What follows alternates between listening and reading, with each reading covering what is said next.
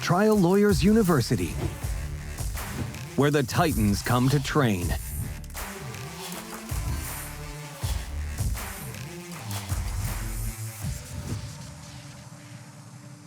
Produced and powered by LawPods. Well, we got Moses Kim with us today, all the way from Atlanta, Georgia, fresh off the Masters. So Moses, I know you go every year, but before we get into the law and who you are, how was the Masters this year? It was absolutely incredible. Got to go on Tuesday, Wednesday, Thursday, and Sunday, which is the most I've ever been in one year, and got to take my bigger kids, my 13-year-old and 11-year-old, for the first time, and they were just absolutely blown away, and they figured out why I get so excited about it. How's your golf game? Terrible. Well, Not good enough to play in Augusta. mine's terrible too, but I don't really think it's, if I'm out golfing, it's great, right? Because like I go out to my country club, out there sometimes like 110 degrees in the middle of summer by myself, of course, and just hit balls for about, practice for an hour, deal with the heat, and then get back to work. But Exactly. Well, this is anyways, what I say. If you're a great golfer and a great lawyer, one of those things are not true. right. 'Cause it is one time consuming. I'm trying to take flying lessons now, and flying lessons and golf. There's only so much free time in the day to screw around, and the flying lessons are interfering with my golf game, but that's neither here nor there. So Moses, you're coming to. So you were in Huntington Beach last year, and that was your first TLU event. Is that right? It was, and it was fantastic. I enjoyed it so much, and great speakers, great teaching, lots of great networking and meeting new people. It was fantastic. I enjoyed it. You did a great job, and I know you do a great job in general. So thank you for putting that together. How much did you love the theme parties? Oh, they're crazy. They're All fun. right, because this year we got a 70s disco party, we got an Elvis and Maryland party, and we have a Rock of Ages party with live band karaoke. So I'm asking people to dress up as their favorite rock star and then to sing their favorite song for their favorite rock star in front of the band. So I'm impressed as to how much you bring it for dressing up every year. You're always bringing the costumes, coming it's strong. fun. We got to lighten it up a little bit. This is a stressful place, Yeah. So Moses, you didn't have the most direct route to becoming a lawyer. And so tell us about the motivation that you found to pursue this career. Yeah, well, first and foremost, thank you for having me. It's always great to see the people on your podcast. You've got some outstanding lawyers, incredible lawyers on your show. And so it's just an honor to be here with you. And thanks for letting me be on your show. I was actually born in Argentina to missionary parents. Yeah, they were down in Argentina doing their missions work in the Presbyterian Church. And the First Baptist Church of Enterprise, Alabama, in the deep South, started calling my dad and asking him to pastor the first Korean Baptist Church of Enterprise, Alabama, that was being started. And lo and behold, we end up from Buenos Aires, Argentina to Enterprise, Alabama. And that's where I grew up and learned to navigate this American world. And I have fond memories of growing up in Enterprise, Alabama. But one of the things that has kind of shaped who I was that, being a preacher's kid, we didn't have a lot. My dad's job wasn't about making money in his perspective and in our faith. It was about saving souls. And so I didn't grow up with very much. And I think that really shaped who I am and how I view the world and how I try my cases. And I just saw that my mom and dad just gave their heart and soul into their ministry and everything they did. And my father did pass away in 1990 when I was about 11 years old. So I effectively grew up with not a lot of stuff, but with a lot of love in the family. One of the distinct memories I have is one of my best friends who's a plaintiff's lawyer. His dad was the town orthodontist. And my other best friend, his dad was a general contractor that built shopping malls. And so they came from a lot of stuff. And I realized that I did not have a lot of stuff. One of the distinct memories I have is when they would drop me off at my house after, we hung out together. I'd just be praying to God that my clothes weren't hanging on the clothesline outside, which was awfully embarrassing to experience as a young kid, to show how poor you really are. That really shaped who I was. It gave me a lot of drive and ambition to be the best I could and to be in a field that helped some people like my folks did. And, saving souls is a lot different than helping people get justice, but in a way, it's the same in helping people. And so I ended up going to college at Emory, and then I went to North Carolina for law school, became a big Tar Heel basketball fan, and I knew at that point in time, I'd gone to law school because I wanted to get into politics. And I thought I was going to go be a DA and then run for Congress and I'd be on my way. But then I realized I had too many student loans to pay back. And so my first job out of law school was at a plaintiff's medical malpractice shop. And that's when I realized that I loved the plaintiff's medical malpractice work. And I was there for 3 years. And then I ended up going to a med mal defense shop because I moved from North Carolina to Atlanta. And I was at a med mal defense shop in Atlanta for 9 years. And then I started my firm over 9 years ago. So the 3 years that you spent in the plaintiff's firm, because not too many people go from the plaintiffs to the defense. So why did you decide to do that? That's such a weird. I can't imagine like going to having like, you know what I mean, having real clients and fighting for something you believe in, to not having clients and just grinding hours and billing in Yeah. 0.10 increments in 6 minute increments. How does somebody do that? Yeah, when I was a third year and making the transition from living in North Carolina to Georgia, at that point, I just wanted a job.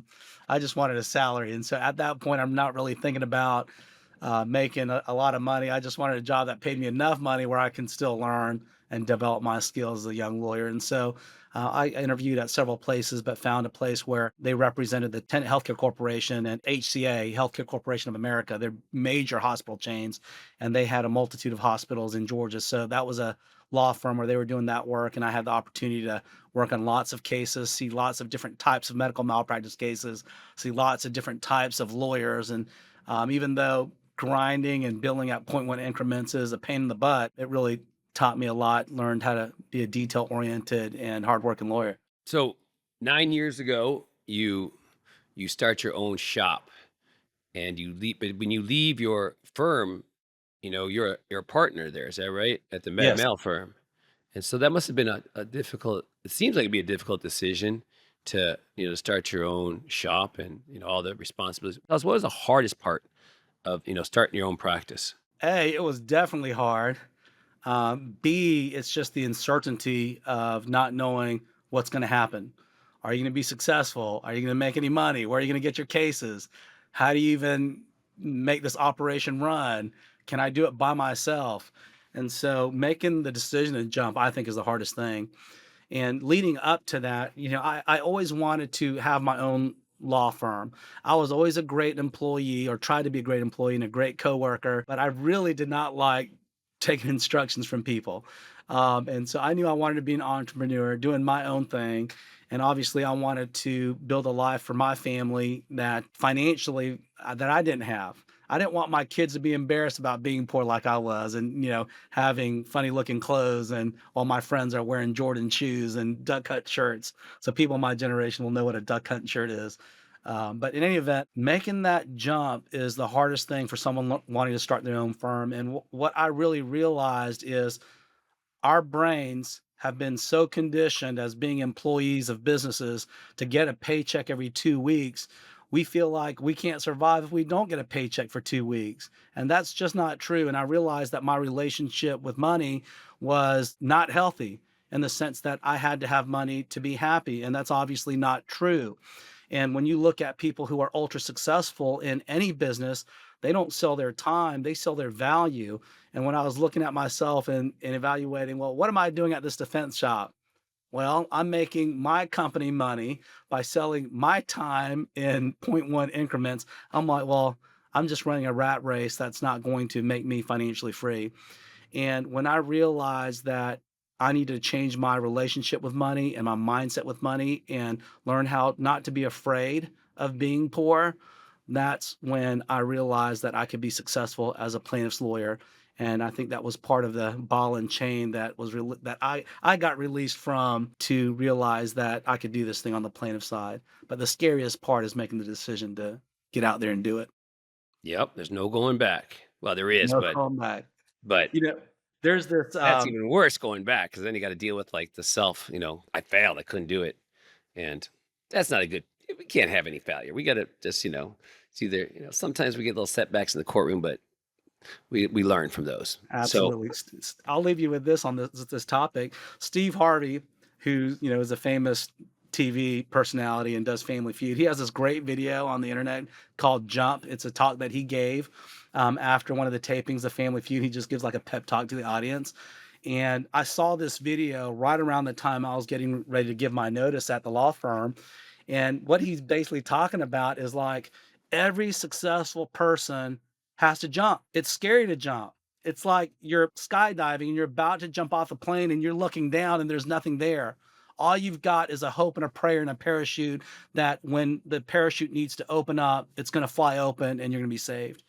And I think that's a great analogy for starting your own business or starting a law firm, because when you jump, you have no idea when the next dollar you're going to get and make, and you have to jump. But he talks about how some of his best friends had a gift in the landscaping business or had a gift in some other type of business, and they're multimillionaires because they were using their gift, but they decided to jump. And you don't know when your parachute's going to open, but if you're using your gifts, it will open. And that was so inspirational to me. And I think that's inspirational to a lot of people. If you need some inspiration, Google that, Steve Harvey Jump. And that came at a really important time when I was making my career change, and just reaffirmed that successful people do take risks. Successful people do jump. And same for you, Dan. Look at you. I mean, when you ran your first conference, you didn't know who was going to show up. And look at it now. The top trial lawyers from all across the country converging in one place to learn from each other. Yeah, I think back like 12 years ago, when I moved here from Michigan because I was a criminal defense lawyer and I was doing all right. I mean, I certainly wasn't, I didn't have clothes on a clothesline, but I can't say I was like well to do, but, I moved from Michigan to California because Nick Raleigh, he was my roommate at the trial lawyers college and he invited me to come watch him speak at Cala in Vegas, where I live now. And I just, met all these trial lawyers and made a few friends, and I saw like the life these people had and everything. And I was just like, somehow I got to get this for myself. Cause of course I thought I'm a better lawyer than all these people. I'm just in the wrong spot. And, so I was 45. I sold everything I had in Michigan and moved out to California. And, people are like, well, what's the job market out like there? I'm like, what the fuck do I know? I'm not getting a fucking job. I'm not employable. I'm 45 years old. What am I going to, hey, can you give me a job? You know what I mean? Doing whatever a new lawyer does. I don't know. But, somebody's like, aren't you worried? I'm like, no, why would I be worried? I got a lot of skills. I'm not sure what the, talents, I'm not sure what they all are, but they're going to rise to the surface when I need them. And we all find, if you keep focused and stay the course, whatever you believe the course is, I think the path, kind of digs itself for you. If you just stay focused, most people give up after a few months or a year, 2 years, as to whatever they're doing. Cause it's hard to stay focused and do the same thing over and over with slight improvements when you're not seeing a lot of results, especially financial results. But in the long run, when you stay with it, I think it's kind of proven that it pays off.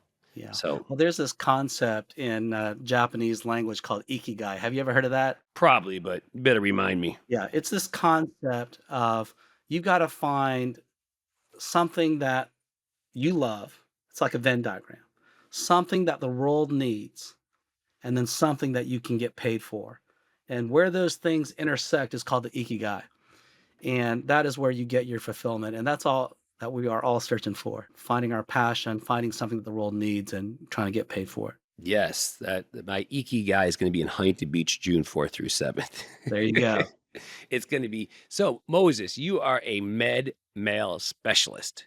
That is all you do at the Moses firm. So tell us, where did the passion and the focus to do this one, conceivably, one of the hardest practices of law, taking down doctors who we all love and trust. Or I should say, holding them accountable.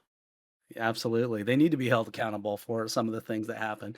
When I was getting ready to look for a job when I was in law school, I thought about, hell, maybe I should be a DA or a public defender and get into criminal law because people get up and down court a lot. And I felt like I had a knack for being on my feet. And then I realized how much they got paid. And I'm like, oh no, I went to Emory in North Carolina. My family can't afford that. I can't afford that. I got to pay off some of these student loans and try to help my mom, who's a widow, out, and try not to be a burden on the rest of my family. I'm like, that's not going to work. And so I started networking and trying to find out about what my other options were. And I had the opportunity to go work at a prominent plaintiff's firm in North Carolina called Faison and Gillespie. Bill Faison, who's still kicking and trying cases up in North Carolina, gave me an opportunity to work there. And that was my first job. One of the distinct memories I have of being there is like one of the first days is like they say, go look at this case and figure it out. And the first sentence, I had no idea what it meant because it was a whole nother language. It was a bunch of medical abbreviations. I literally had Tabor's medical dictionary where I had to look up every word to try to figure out what the heck people were saying. And so that's how I fell into my first job and my first med mal gig. And from there, I just love the fact of working on an area of law that was legally challenging, that was scientifically challenging, obviously requires a lot of common sense and knowing how to speak to people and communicate with people. And I just find it a niche area that not a lot of people know how to do. Obviously, there's a lot of great medical malpractice lawyers out there, but relative to other personal injury lawyers, it's a pretty small number of lawyers that do it really, really well. And so it's just something that I started with and a craft that I've tried to get better at each and every day. And being a defense lawyer for a while, that certainly helped a lot. And realizing what to do and what not to do and to put into practice as a plaintiff's lawyer. So even though you've had great success, if you could do, make any career choices a little bit differently, like, I always think I should have moved to California a lot when I was a lot younger, not when I was 45, but, and then who knows what would have happened. I probably wouldn't be sitting here right now. I probably have a regular career as a plaintiff's lawyer, which would be great. I mean, if I look at these, some of these people's lives, I'm like, wow, they look pretty great. But anyways, but if you had to do one thing over, one choice, what would it be? If I had the opportunity, I would have loved to have started my plaintiff's firm earlier. I was a med mal defense lawyer for over 9 years, and That's unnecessary long. The 3 years would have been enough. I learned a lot. I wanted to mark the whole partner thing off my checklist that I accomplished that. And when you're pouring money into plaintiff's medical malpractice cases, these cases are not cheap. I mean, the average case is going to cost you at least 100 grand, if not 150, 200, 250 grand per case. And that's after you pay taxes on that money. So I didn't know where I was going to get that. And at the time I was jumping out, I think I met up with a friend of mine who had an established plaintiff's med mal shop here in Atlanta. And I said, "Hey, Andy, like, you got any advice about starting a plaintiff's med mal shop?" And he was like, "Listen, Moses, you're going to be fine because when I was starting my firm, I had $20,000 in the bank account and I had my second child on the way."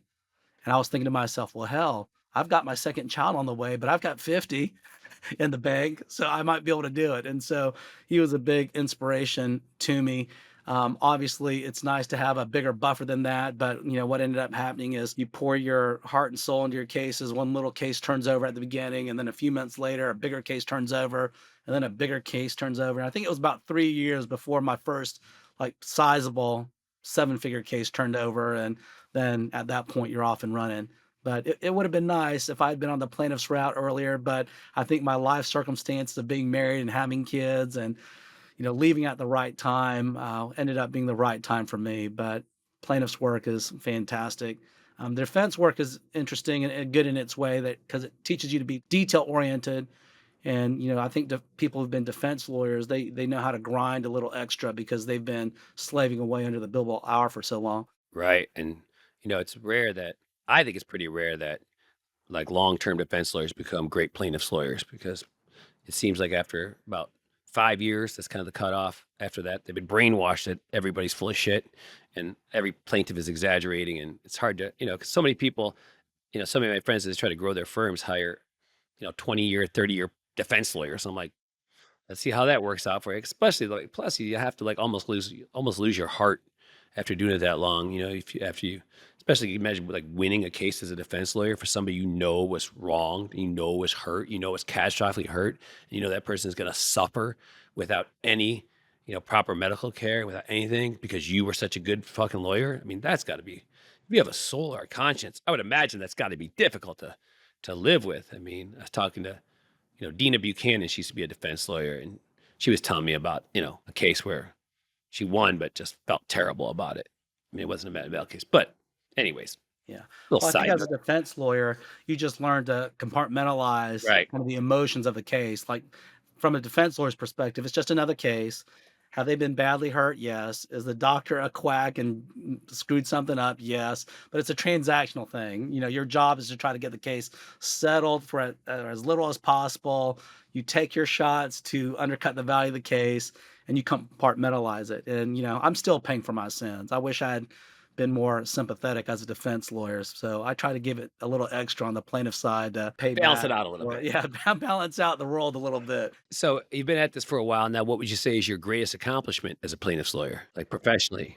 I have a general and a specific. In general, I'm just really proud of how my team at my shop we don't take very many cases. We run about 15 cases at a time, and we're just really proud of the quality of the work that we do. There's a lot of great med mal lawyers out there, including in Georgia, but we try to give it a little extra and try to be thought leaders in the technology space and thought leaders on electronic medical records and the new technology that's out there with messaging apps in the hospital space. And we had the ability or have the ability to do that because of our exposure of knowing how large hospital systems work from the defense side. And so I'm really proud of the reputation that we've developed in the med mal world in Georgia in particular. And then, more specifically, we've had a nice run of cases. We were so very fortunate to be able to work on a double amputation case, a lady who lost her arm and her leg due to the malpractice of a physician who was coincidentally running a pill mill with the CEO of the hospital at the same time and got ignored. And we were able to get a nice verdict in that case last year that we're still working on, but it was a hefty result for that case in a very rural venue in North Georgia. What is a nice verdict That was a specifically? $47 million verdict. Oh, that's a nice verdict. It's okay to Yes. give numbers here. This isn't Okay. Good. this isn't the AAJ, okay? I know All you right. can't mention results there, but we're totally about results. If you don't have results, you can't even come to TLU and speak. It's just the way it is. You got to have results. You got to have done something of significance before you can, get up there and tell people about what you did. Because doing things of significance is usually a pretty heavy lift, Yeah. typically speaking. So when you say you're a leader, a thought leader in the technology space, and what does that mean?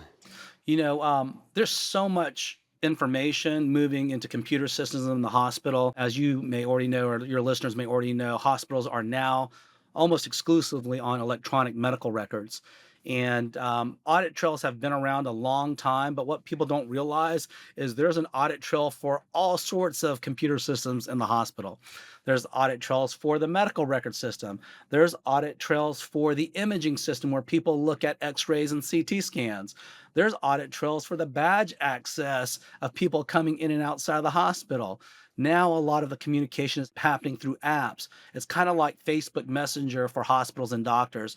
And we had a case, and I believe we may be one of the first law firms in the country that got the audit trail for a system called Perfect Serve several years ago. And it's the back end text messages between the hospitals about what's going on with the patient's care. Of course, none of that communication conversation is in the medical record, which is completely sanitized, but the real conversation is happening in other parts of the communication systems of the hospital that have audit trails that a lot of people don't even know exist.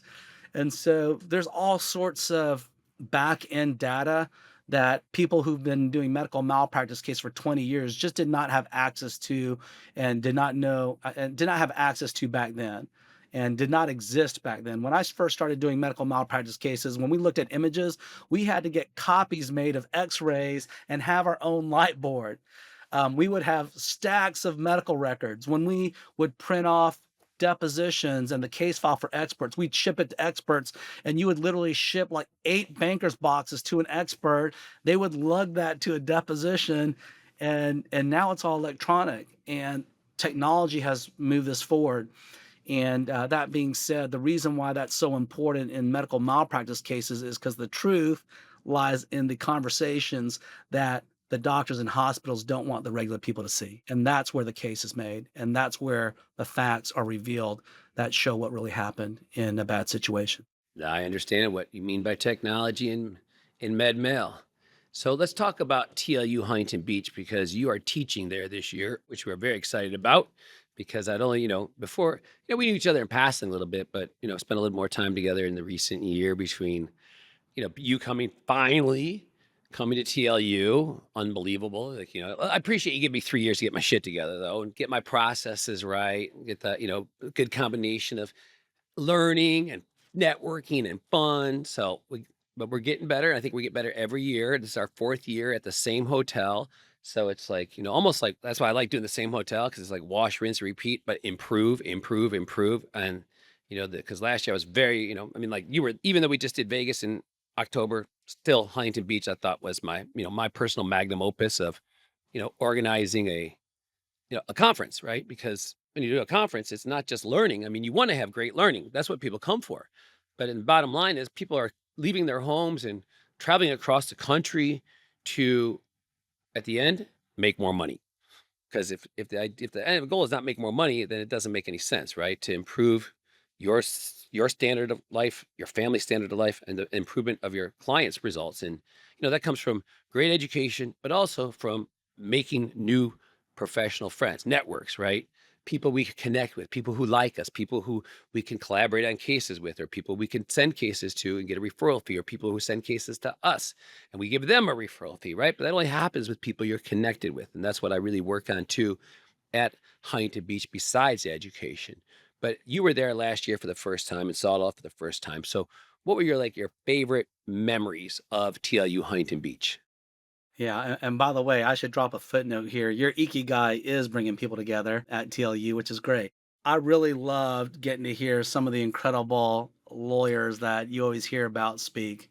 You draw a lot of big time lawyers with a lot of fresh ideas, and that's my favorite part to hear people like John Romano and Nick Rowley, all our great friends speak and sharing ideas about how they do it. And that's one of the most beautiful things about the plaintiff side, where everyone is sharing ideas to ultimately try to help everyone's respective clients get better results, and then in turn, everyone improve themselves financially. But I just love hearing great results and about how people did it. And what it really shows you is that people are doing fresh and new things, but the magic is realizing there's not really that much magic. Can you get better? Yes. Can you improve the way that you do things? Yes. Can you be fresher and more creative about the way that you do things? Yes. But what you realize is that all these giant names, they've learned things from trial and error, they've learned things from other lawyers, and they've put it all together to deliver a great presentation, a great case, and a great result for their client. And the magic is realizing once you learn those things, there is no magic. You just got to get up and do it. Right. There's no magic. It's like Michael Jordan said, if people knew how hard I trained, they wouldn't be so impressed with my abilities. You know what I mean? Exactly. It's like you have to put the time in.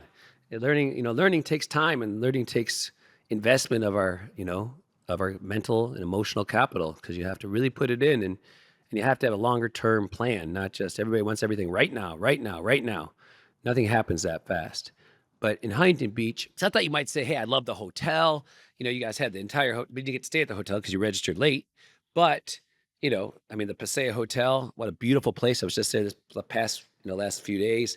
Every room's got a balcony with an ocean view. I mean, it's just a total beach vibe if there ever was one. And, I just love that hotel so much. And just having the whole hotel, everybody at the hotel is with us. When we drive up to the hotel, the awning, it says trial, on the front of the hotel, it says Trial Lawyers University, right? So it's like just converting that hotel into an educational platform for 4 days is something I personally really, you know what I mean? Just the vibe of it. You know what I mean? It's like when you see that, it's like mentally, you're like, okay, I'm going to school. I'm going to learn. And like the hotel turns almost into like a big dorm, right? Because every single human being in that hotel is with us, is either a trial lawyer or, somebody, an exhibitor, somebody that, provides services to trial lawyers that we all need. So It is pretty wild that they let you put your TLU logo on the side of the building and on the front door and on the pillars in the lobby. And then you go to the bathroom, it's on the mirror, and then it's on the door of the stall, or, wherever, it's like everywhere. that's right. You must It's pay a lot of money to do that. So that means a lot of people need to come and sign up and help you pay off that Thank you. I contract. appreciate you being so yes, that's what it means. Everybody's gotta come to TLU. Well, there will be about 6 to 700 people would be my guess. We had about 600 last year. Not doing Vegas this year. So, I don't know. Whoever decides to come, and, if there's 500 people, if there's 7, it doesn't matter. It's gonna be awesome because those people are gonna have an experience that they will always remember having come to TLU Beach 2025. But you are teaching there, so you're teaching both a workshop and a lecture. So let's first talk about your workshop. Tell us the people who sign up for your workshop, just so people know what workshops are at TLU. So there are 4 lecture tracks at Trial Lawyers University, which are, what you would expect them to be, a 1-hour lecture on a particular topic by a great trial lawyer. But there's also workshops, and the workshops are smaller group training, typically 5 to 10 people, and they're learning a particular skill. And whoever's leading that workshop is, required to have 2 Zoom meetups with their class ahead of time, so they can kind of go over what they're going to be teaching, give people a foundation framework for what they're going to be learning. Because when you have that framework before you get there, well, you'll learn a lot more, a lot faster. So the 3 hours, and it's a 3-hour commitment, either morning or the afternoon. And in those 3 hours, the idea is you're going to learn a skill. You're going to have, some tangible benefit of performance that you can take home with you. And the great thing too is that, you get to know those 5 or 10 people in your group pretty well, because I ask everybody coming to write a personal bio, the story of who they are. Because, looking at you, who would know you grew up as a missionary, missionary son, right? And who they are in addition to being a trial lawyer. And so that I'd those to all the people in the group, so everybody gets to know each other at a little bit more personal level. Because it's a lot more fun to show up to a conference and have, a lot of faces there that and who know you, and like, hey, Moses, just because you met him on Zoom, it really makes a difference. Because, you go to a conference, you don't know anybody. Like, I go to a conference very occasionally where I don't know many people. I'm like, this isn't really fun, especially like a mass tort one. If I go to a state conference, I know quite a few people still. So it's pretty fun, because like I'm very insecure. Like, I got to have I get lonely fast. I got to have a lot of friends around me. And so just my nature. Anyways, so what is your workshop going to be about? And why would people want to come to TLU, even if it's just to do the Moses Kim workshop? They just come there for that one workshop and they leave. Well, hopefully they'll stay, but I'm super excited about this one. It's called Advanced Deposition Tactics: Winning Before You Begin. And having been to more than my fair share of CLEs and conferences, it's one thing for teachers and speakers and lawyers to be talking to you and telling you what they did and how they did it. And it's a completely different thing to be on your feet or be in a room doing it yourself. And I feel like having the opportunity to go to conferences where you actually get to try out your stuff is huge. It certainly made me a better lawyer. And so I'm really excited about having a workshop and teaching about advanced deposition tactics, because in the medical malpractice space, we sit through a ton of depositions. We're involved in all the fact witnesses, treating physicians, our own clients, numerous plaintiffs experts, defense experts. I mean, it's not uncommon for us to have, 8 to 15 experts in a major case. And then the defense will have 8 to 15 experts in a major case. It's absolutely outrageous. But sitting through those experiences has taught me a lot of little nuggets about how to win your case before ever you hit the front doors of a courthouse to try your case. And one of the things that I realized, observing my colleagues and my friends, and even observing and being self-aware of what I do and trying things, I realized there's a lot of points lawyers leave out on the table when they're taking depositions. And so some of the things that we're going to talk about is getting to the heart of your case, knowing what you really want out of every witness and how to figure that out in your case. One of the things that's always a big challenge in depositions is the interference and obstruction that you get from defense lawyers. You may be going down a critical line of questioning where you're going step by step, walking the defendant or the expert, to the edge of the plank. And then the defense lawyer says, well, we need to take a break. And then all hell breaks loose. And so it's critical to understand how to manage that. Or the defense attorney will say, well, doctor, you don't need to answer that if you don't know. And then the doctor says, well, I don't know. And obviously that objection is very suggestive of the answer. So we're going to work on figuring out what you're after, disarming the defense attorney, figuring out how to get to yes effectively. There's a lot of leaky questions that lawyers ask, and they don't even realize they're leaky. And what I mean by that is I was sitting in a deposition yesterday. A defense attorney was taking the deposition of one of our experts. And the question was, well, doctor, are there any opinions that you want to talk about that we haven't talked about? Any opinions that you have that you want to talk about? The leaky part of that question is that you want to talk about. Because when you get to trial, the defense attorney may say, well, I thought you told me all your opinions. You said you gave me all your opinions. But when you look at it closely in the transcript, the question was that you want to talk about. So the expert's going to be like, well, I don't want to talk about it, and you didn't ask me a specific enough question, so sorry.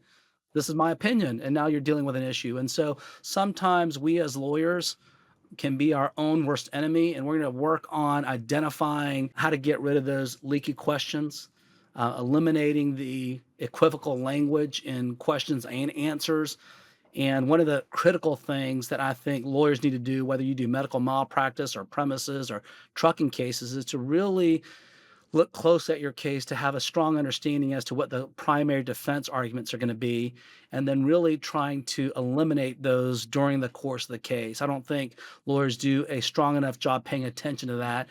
I think I get that from having been a defense lawyer for so long, where I realized that's what the great lawyers do. And so learning how to identify those, undermine those defenses, and then counterattack before you ever be prepared to counterattack before you ever hit the courtroom is, I think, some of the keys that we're going to be talking about in this advanced deposition tactics course. And people are going to get a chance to practice their stuff with some very difficult friend lawyers from all across the country. So it's going to be a lot of fun. The highlight of TLU for me was having the opportunity to network with attorneys from out of state. TLU has been amazing. I'm so glad I came. It was one of the most inspiring events I've been to. Great networking, great food. It's been amazing. I can't wait for next year. A couple weeks ago, we just did a depositions, our trial boot camp with Satch Oliver. And so it was very, obviously it's enlightening as hell because Satch he wrote so you take the time to write a book about something, you are serious about what the hell you're talking about. You know what I mean? Like to sit on your ass and spend 100 hours or 200 hours or 300 hours, however long it takes. And one of the big takeaways I had from that was that, one of the lawyers be questioning, another lawyer playing a part, right? And another lawyer in the back would say, objection, non-responsive, objection, leading, objection. And the task of the questioning lawyer was to simply ignore the objections, not even look at them, not respond, not have a discussion about it, just, ask the question again. And everybody's like, wow, this is so much better because because we used to, which is what the defense wants you to do, right? Is to answer their stupid objections, to throw off your line of thinking and questioning. So, Yeah. When you're in a deposition, there's a lot of moving parts. From the moment you enter the conference room, I've had lawyers say, well, how long is this going to take? This shouldn't be more than an hour, right? And so defense lawyers being passive aggressive, trying to make you hurry up. And so there's so many dynamics that are happening. I mean, it's very similar to a courtroom, albeit without the pressure of being in front of a jury and a judge. But there's lots of things going on. You got the defense lawyer working you. You've got other co-defendant lawyers in the room working you. The witness is not being cooperative. There's a lot of moving parts there that you got to deal with. And it's critical to practice this stuff because when you're under the gun in a real life situation, it's hard to think clearly when you've got guns pointed at you and bullets are flying over your head. And that's true for trial as well. But you just want to be prepared and be in a position to have been under that pressure situation before. So I think that's what's going to be really great for this workshop. all right. And then you also have a lecture. Yeah. What's that going to be about? All right. So we're going to talk about winning the expert battle, success in the trenches. So as I mentioned in medical malpractice cases, there's always experts. I mean, even the defendants and the treating physicians, they're going to offer expert testimony. And we're going to talk about how to win admissions in your case, carving out the battlefield. And what I mean by that is once you get to the heart of a case, what you realize generally across the board is the case ultimately turns on one or two issues. Like out of the thousands of pages of medical records, the really important ones are going to boil down to like 15 or 20 pages. And what you're really trying to do is really trying to get as many admissions as possible from these defense experts. You want to carve out the battlefield, narrow the battlefield as to what's at issue. You want to simplify the defense arguments. So basically what I mean by that is when you're dealing with these experts, I like to summarize what they're saying and state, all right, defense expert, what you're essentially arguing is X, Y, Z, and then we're going to unpack that. And then you're developing your points of counterattack, and then you're coming up with a game plan to undermine the relevance of their opinions or to underscore and highlight the biases that they have, which make them not credible. And so in that talk, I'm gonna share ideas that I have about how we specifically do that, how you present that in a powerful, impactful way when you get to trial, and really learn how to be more intentional about narrowing the issues. Because I think one of the things that I learned through some of the great lawyers that have spoken at TLU and in other conferences is about this concept of trying to make the case as much as possible a simple question about a binary choice. Do you believe doctors should be careful not to cut other structures when they're in a surgery to do X, whatever the case may be? That's a simple yes or no question. Yeah. Do you believe doctors should be careful not to cut things they shouldn't be cutting? Yes.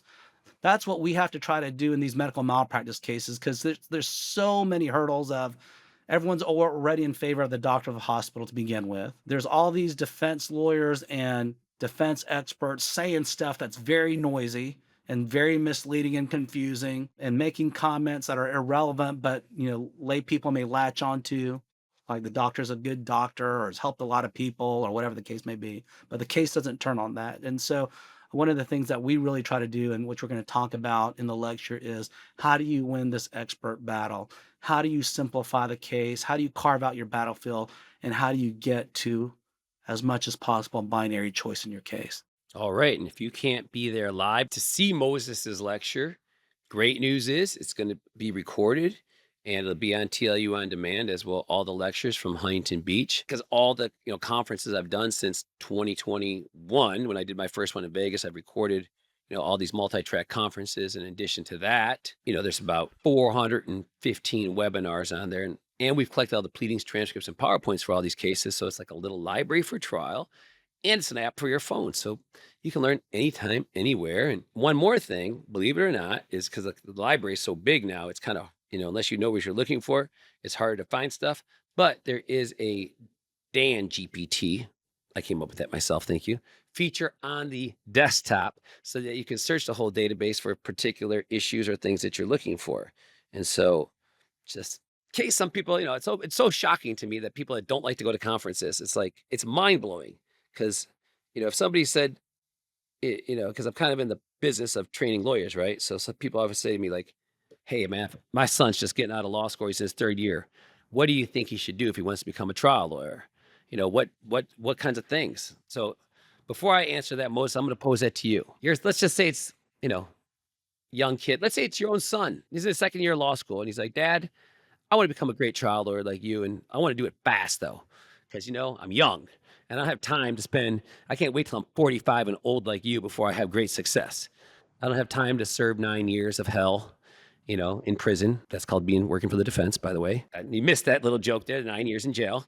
So what advice do you give this young man or any young man or woman that wants to become a trial lawyer? Learn as much as you can from other people. And how do you do that? You go watch some trials. You go to conferences like TLU and other great conferences that are out there where they really teach you how to do stuff, including conferences where you can actually get up on your feet. And you got to read some of the Bibles, some of the holy texts in the plaintiff's bar. What are those for you, Moses? Number one, what's the holy text? the Holy Bible is the rules of the road. You got to start with that. I think if you're settling cases and dealing with a lot of insurance companies, you got to read Nick Rowley's book, Running with the Bulls. That is a very important text about a very different aspect of law. And then there's other really, really great texts, of course, damages, don't eat the bruises. But the required reading at our office is Rules of the Road and Running with the Bulls. And then obviously you just got to get out there and try cases. And that's the hardest thing to do. And it's not easy. And it's scary. And you're going to be nervous, but there's no better learning than actually doing one. And then you realize all the irrelevant stuff that you wasted time on in your depositions and in discovery battles and this, that, and the other. When you try cases, you really learn to figure out quickly what really matters at the end of the day for a jury. That is why I'm not doing TLU Vegas this year, because I have to go try cases and heed your advice because, but I think before you go start trying cases, if somebody says that to me, like my nephew's like a 1-year lawyer and, of course he doesn't listen to me because I'm his uncle and that's just the way, that's the way this family dynamic works. But, if he did listen to me, he listens to me a little bit, but I think you need to learn trial strategy. Okay. You need to learn trial strategy is the conscious mind, which is, how do I sequence an opening statement, the evidence? How do I form questions on cross-examination? How do I prepare a witness for direct examination? What visuals do I use? All of this stuff is trial strategy. What experts do I hire? When do I take those experts' depositions? When do I take the other side's depositions? All this stuff is trial strategy. And there is a lot to be learned in trial strategy. And and most people that go to conferences are really working on learning more trial strategy because, we learn trial strategy from other lawyers. We learn it from trying cases. We learn it from having consultants. We learn it from reading books. We learn it from watching, TLU on demand trial strategy. And that's what I've had, for the last 5 years, I've gotten so much trial strategy interviewing people like you and Nick Raleigh and Brian Panish and, Randy McGinn and all these great trial lawyers. But that's just one aspect of it. That is the intellectual part of this game. But this is not just an intellectual game. This is a physical sport too. It's kind of like being an NFL quarterback. They got to know the plays they're running. They got to know the defenses that are coming at them. But they also have to get up there and be able to take a snap and, room backwards and function and have their minds function at a full level or a higher level, even though these 350-pound men are coming at them trying to crush them. Right. And they can only do that because they practice. And, as the season gets closer, they're taking snaps with full pads in real time because that's how you have to do your best to prepare. I know nothing's like the real game, but the more preparation you can do with the physical aspects of being a trial lawyer before you get there, which, there's different organizations that provide the physical skills training and, whatever you have access to get up there. But you also, it's not just about getting up there. It's about getting up there and being intentional with everything that we do. And very few people are intentional. When I mean intentional with your eye contact, intentional with your hand movement, intentional with your emotional state. Because, when you say good morning, everybody, and you have this look on your face like, yeah, it's not good morning. Because when you say good morning in life, if you don't have a slightly warm face, you're going to put people in a bad mood. And then nobody believes it's a good morning. It's like a shit morning. It's just words, right? That don't match with what your face is telling them. And so these are just, skills that have to be at least, most people I know have never gotten any instruction or coaching on the performance aspects. They get all the strategy stuff, and then they get pushed into trial on some shit case as a young lawyer, and they get demolished. And, you do that a few times to a young lawyer, man, we're all human, our self-image just gets a fucking beating, Yeah, right? it's so funny that you mentioned that. I took my team to go watch the trial of a medical malpractice case in Fulton County recently, and the defense lawyer that we have a lot of interaction with got up there and was like, "Good morning." Just very happy, very pleasant. And after the session broke, we went outside and say, "Did y'all see how she said good morning?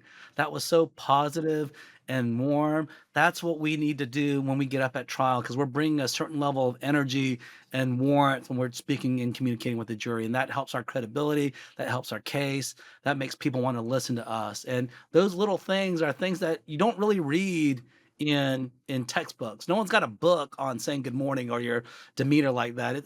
But that's little things that you learn at workshops and at conferences that you go to where you can actually get up on your feet and people will tell you stuff like that. And so that's key. I do have to modify something I said earlier as well in terms of what to teach lawyers. One of the philosophies that I have is that there's no such thing as a throwaway deposition. Every deposition, it may be some tangential witness, someone who you don't think knows anything, but you can get admissions from that witness that are helpful to your case. And so I think young lawyers need to know that. And secondly, one of my philosophies is if there weren't any fireworks in a deposition, you probably didn't ask good enough questions. And that doesn't mean you get in a fight or a nasty battle in every deposition, but every deposition should contain some sequence of questions that makes the other side very uncomfortable because they're losing points. And then I think one of the best tips to give a young lawyer, which Satch so eloquently wrote about in his book, in Depositions Are Trial, is don't take these depositions for granted. I think one of the best parts of training for a young lawyer is when at the end of the deposition, you have the opportunity to do a rebuttal cross or some sort of recross. And you can say, well, you were just asked a bunch of questions from the defense lawyer about X. Let's talk about that. And then rehash that. That is a rebuttal skill that you have to develop that you don't have a lot of opportunity to develop in front of a jury. And the only opportunity to really develop that is either in front of a jury or in deposition. And so that's a prime low pressure area to start practicing the development of your rebuttal skills, because you got to identify important things that matter and throw away the things that don't matter, and then come up on the fly with a counterattack that proves your point. And that's a hard skill to develop, and depositions are a great place to do that. And the final thing I was going to amend that I said, a third book that needs to be added to that list is Case Framing by Mark Mandel, of course. That's a critical one. And if I had to think about it in a proper order, it would be Rules of the Road, Case Framing, then Running with the Bulls. All right. I'm glad you clarified that because I was wondering what happened to Case Framing from Mark Mandel. I mean, he's That's going an to be important offended if he's not a mandatory read at the most as firm, for goodness sakes. Oh, so but the third thing that I strongly recommend people do is to, besides, learning the strategy, getting the skills, but going to conferences, because I think that so people undervalue the importance and the power of associating with great lawyers and great lawyers of all ilks, not just the Nick Raleighs, the Brian Panishes, but all the great lawyers that are out there running around that we haven't heard of because they're busting their ass in the courtrooms, getting results, and don't, maybe they don't speak very often, or they don't do much to let people know about the results they're getting. But they're still, doing some great work. And especially the younger folks, like this guy, Mike Karp out of, Wisconsin, he's doing it. I mean, he's got a podcast on here. It's like one of the most popular podcasts we have because I think it's inspiring for people to listen to hear his story at 34. He's already got his first 8-figure verdict, and it was a real verdict that he collected. It wasn't just some, prove up like you hear so many of these people with their, boasting about their verdicts and there was nobody on the other side and it's not collectible. It's like, okay, great marketing. Okay. But it's kind of phony and fraudulent. So, but to be around other lawyers who are accomplishing stuff, I think is very inspiring because you have to believe that you can do this. And, so much of this game is the mental game, is the belief in ourselves, but that's where the training kicks in because, obviously, people get nervous standing up in front of, we all do different extents. And, when people stand up in front of a jury and say, oh, I'm really scared, I'm really nervous, like, okay, maybe it's true and probably is true most of the time, but I don't think it's great form because nobody follows a person who isn't confident in what they're talking about. And that's where, people are like, well, what do you do? I'm like, you train and you train and you practice and you train until that fear basically leaves your body or that you have enough skills because I think that insecurity and fear comes from a lack of connection. We're not insecure and nervous amongst our friends, even if we get up in front of our friends and speak.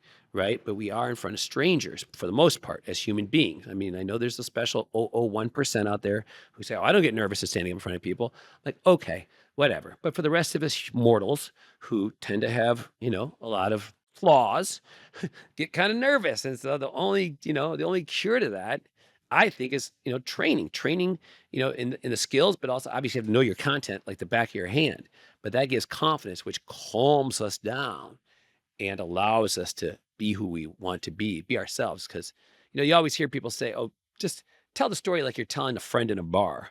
Yeah, what they're saying is tell the story like you don't care. Tell the story as from your unconscious mind, because we all tell stories from our own lives from our unconscious minds. Like this guy, do you know who Dave Clark is by chance? I don't, but I should. Well, you will. If because we teach this dark arts class together, and he is my mentor. And it was interesting because I did a podcast with Danny Rodriguez from Bakersfield.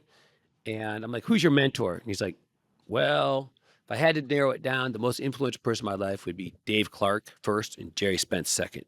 And I'm like, that's amazing because Dave Clark's my mentor. Because I met him about 12 years ago at Spence's last trial. I think it was 2012. So it's 13 years ago.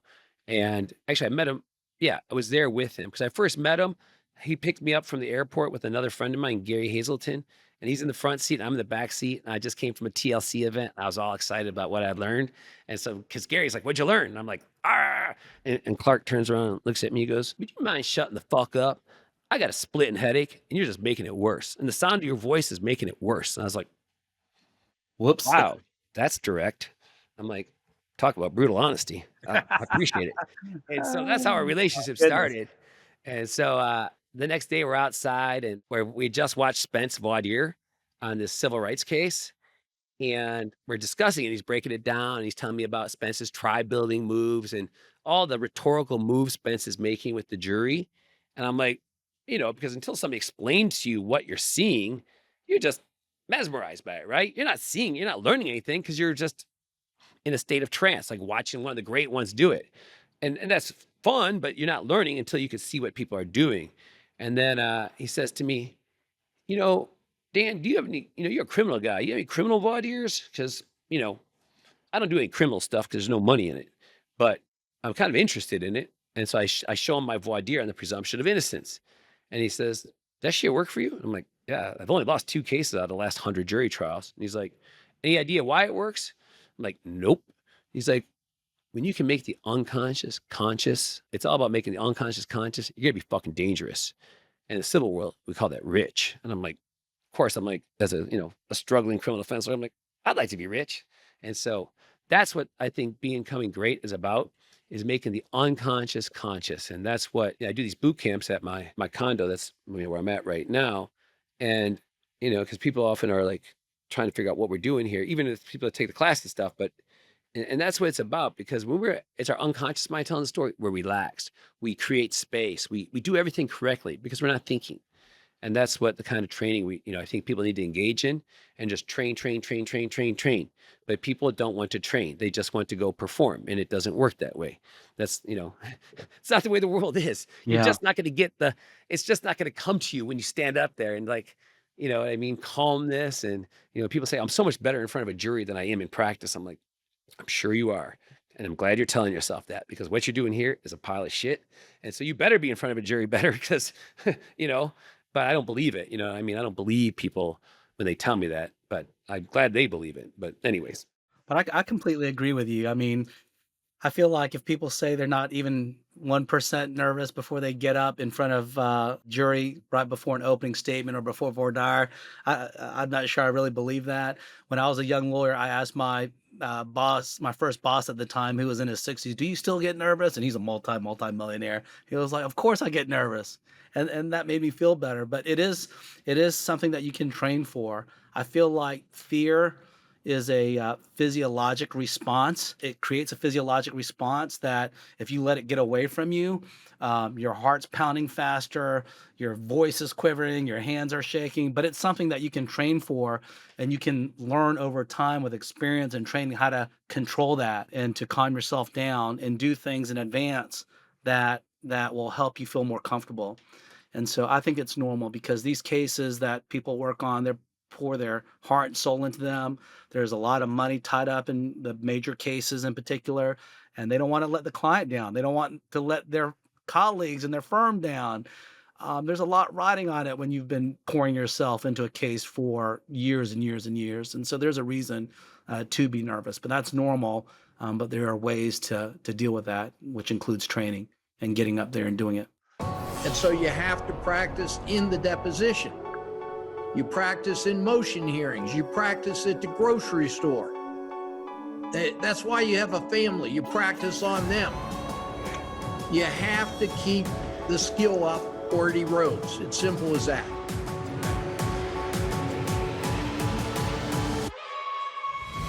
Somebody give us an overview of this case. Or I call wowing it. And what I mean by wisdom of the wise is, why are we still right in spite of this fact? These are just some of the clips when I was cross-examined 10 years ago, remember that. About 11 o'clock at night, and he leaves this message. I got a brilliant idea. Every conversation he starts, I have a brilliant idea. But welcome, everybody. We've got a good crowd here today.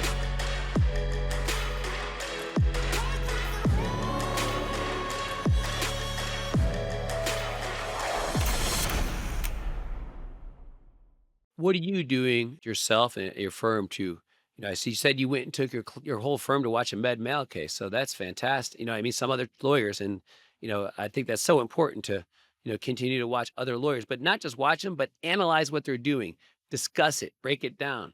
Like Panish is supposed to go to trial. He's answering ready for trial on Friday in San Diego.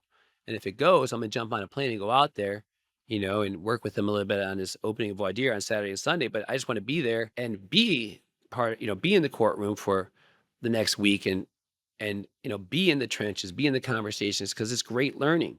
You know what I mean? Like you said, I'm looking forward to getting to trial, because I'm like Panish, because I said Panish, I'm like you got to throw Panish challenges, because nothing, you got to challenge the guy. I go, Panish, I tell them about my new trial lawyering career. I'm about to start. I go, Panish, we're about to see what kind of coach you really are.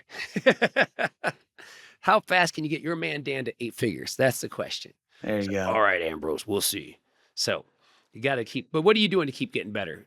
In addition to going to watch other lawyers and discussing it? Oh, I'm always learning from other lawyers. I always try to get up and practice in front of other people when I can. One of the things that we do here in Georgia is when any of my friends who have a case is about to go to trial, we'll all jump on Zoom and listen to the opening statements. And I will do that myself, give my opening statements to my friends, because that is one of the things that you can control that is largely scripted. And the more that you can get out naturally and organically, the more creativity that you can use, the more presentation skills you can incorporate into your presentation. And so I always try to do that. I mean, it obviously helps with the storytelling aspect and the ordering of the message and all that jazz to get that feedback. But I try to practice as much as possible. When other people tell me they don't really practice their opening, I'm just blown away. I'm like, Me too. I'm like, I mean, you don't even give it to your wife or your spouse or something. I mean, I'm trying to do that every chance I get. I'm like, I'll ask my friends, will you please listen to me? Because I just want to get it out to somebody and make sure it sounds, normal. So I think that's one of the key things that I do. On the whole, fear and nervousness part, one of the things I love to do is go with my trial team and we'll go to the courtroom in advance. And I'll stand there for 15, 30 seconds, just taking it all in and kind of realizing, all right, this is where it's all going to go down. This is where the jury's going to be sitting. This is where I'm going to do voir dire. And, I put it in my mindset, and then I'm locked and loaded and ready to go. And it just kind of, puts me more at ease when it's game time. It's like, it's the Coliseum and you're like the gladiator, and you're Exactly. in your mind, you're like, I'm preparing. Let's go. I'm preparing to unleash hell in here Exactly. in a civilized way. Right. In a civilized way. Exactly. As nicely as possible. As nicely as possible. As nicely as possible. Let me ask you, Moses, I think one thing that trial lawyers often have difficulty dealing with is loss. You know what I mean? To put weeks or years into a trial. Like my buddy put, years into a trial, tried it for 6 weeks on CVN and, had his whole heart and soul into it and, got defensed. I'm going to do a podcast with him, and he's a great lawyer too. Kurt Zahner. And it's like, and just, talking to him afterwards and, the weeks, the amount of time it takes for that loop to stop running in your mind every time you close your eyes, like thinking it's not real, thinking what happened wasn't real. I got to wake up from this nightmare, It's one of the hardest things, I think, of any, in this profession, and caring about somebody, caring about, your clients. I mean, think how hurt they are. And what would you say is the most painful loss you've ever suffered? Yeah.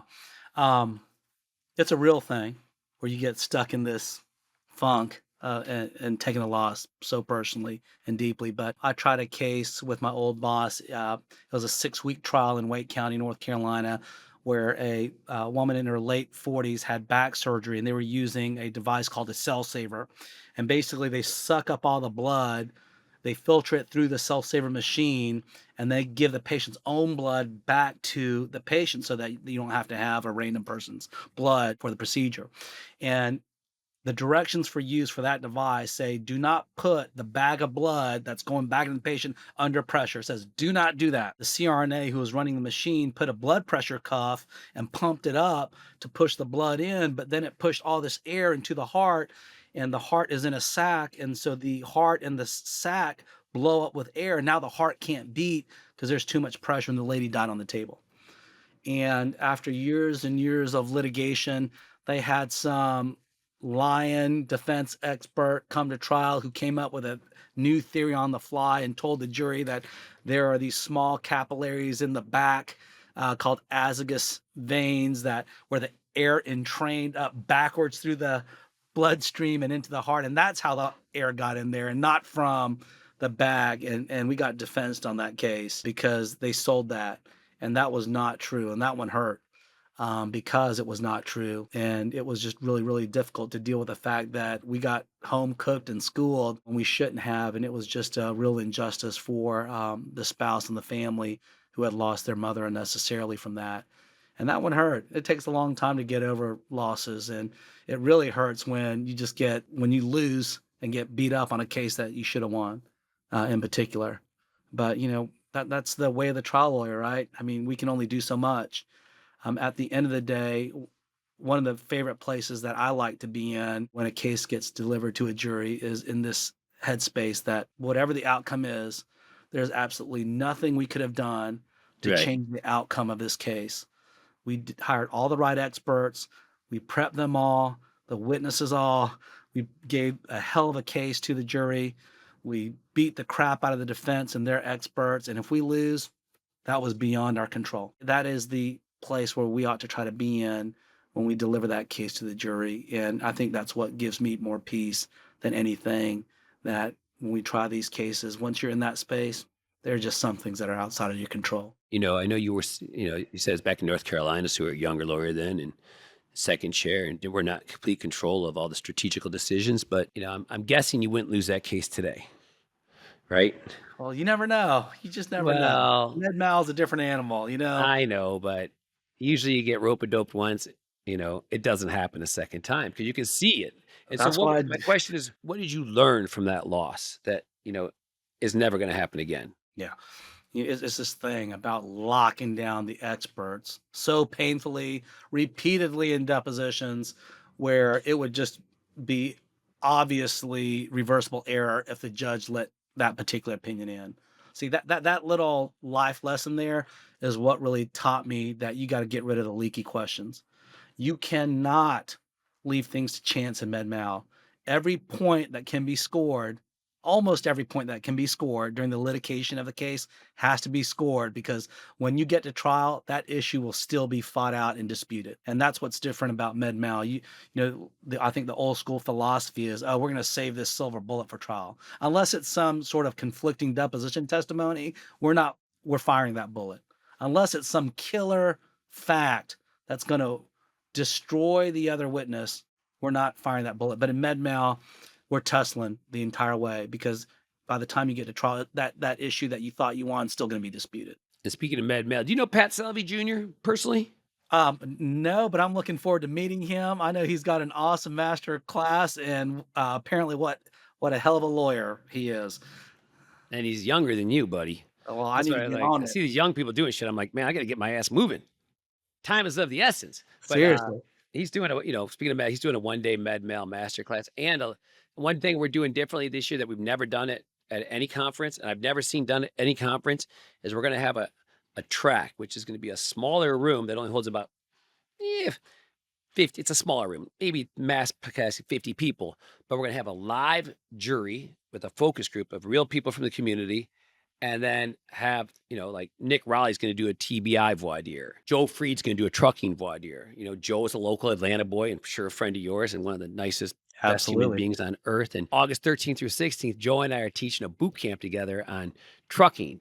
It's basically Joe Freed's your co-counsel, right? You got a trucking case.